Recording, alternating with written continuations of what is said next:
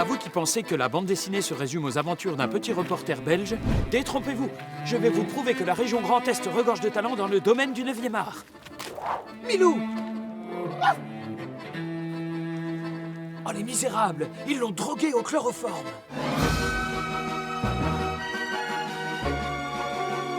Ce n'est pas au Congo, mais dans les terres haut-marnaises, à Donjeu, que je pars rencontrer Jean Chauvelot afin de m'essayer au 9e art, la bande dessinée.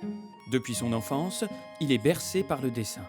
Ce jeune artiste m'accueille pour m'apprendre ne serait-ce qu'à gribouiller, là où tout a commencé pour lui, dans sa maison familiale. Bonjour Jean. Bonjour Nicolas. Ici on est dans ta maison.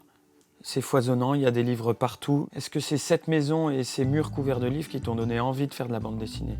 Bah en fait, ouais, parce qu'il y a toujours eu des BD à la maison. Il y a eu plein de livres en tout genre, mais mon père était un gros lecteur de BD, et mes frères aussi.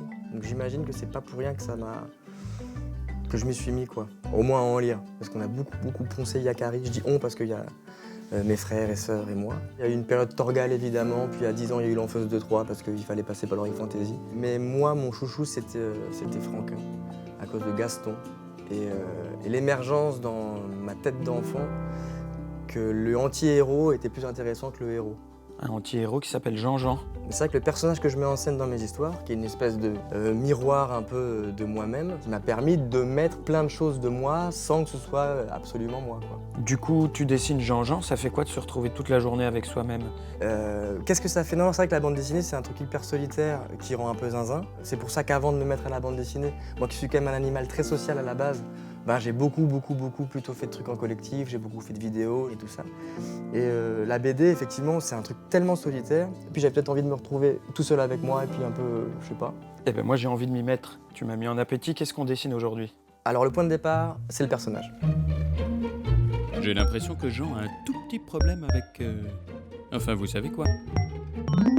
Alors, en ce qui concerne le personnage de Jean-Jean, Ouais. eh ben, je pense que le truc qui le rend vraiment reconnaissable, c'est hop, hop. Ça, on l'a déjà, je pense. C'est les lunettes et le nez. Après, il a un menton hyper long, les cheveux comme ça, avec hop, un petit cul. Et puis c'est vrai qu'il est quand même tout le temps tout nu.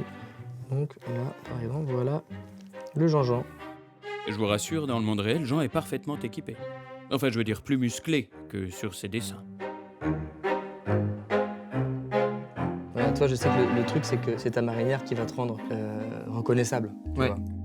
J'ai amené mon dessin dans un endroit très épuré, alors que à la base, je suis quand même quelqu'un qui gratte et qui fait trop de traits. Et là, les chroniques explosives, c'était un peu la tentative de dire bon bah voilà, essayer de faire le dessin qui suffit.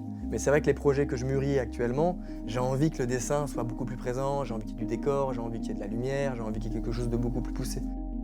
Bon alors moi j'ai des lunettes, Ouais. un peu de star comme ça. Ouais. Un petit M dans les cheveux, alors ça c'est ton Mickey? C'est mes deux épis maternels et paternels. Ok. Mes deux grands-parents. T'as l'air d'un punk là, mais... Mais écoute, c'est pas trop mal. Je pense que ce qui va casser le truc punk, ça va être, tu vois, l'épi. Ah oui. Un épi, ça change tout. Je pense que ton nez, c'est l'exact mélange entre le nez de mon père et le nez de ma mère. Incroyable. Ouais, c'est la double sentence, quoi, le tarin Chauvelot.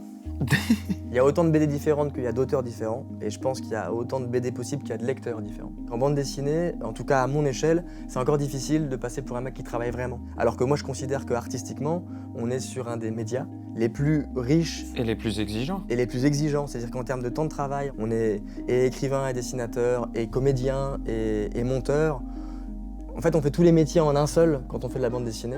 À la limite, le dessin est très secondaire par rapport à ce qu'on a envie de raconter, tu vois. Même un seul dessin est censé nous dire, bah voilà, il y a une rencontre qui se passe, il y a une espèce de combat de regard, on sait pas trop qu'est-ce qui va se passer entre eux.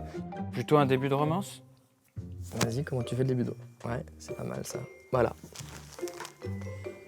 Mais la romance, ça n'est pas trop notre truc. On préfère vous montrer comment faire une chronique explosive.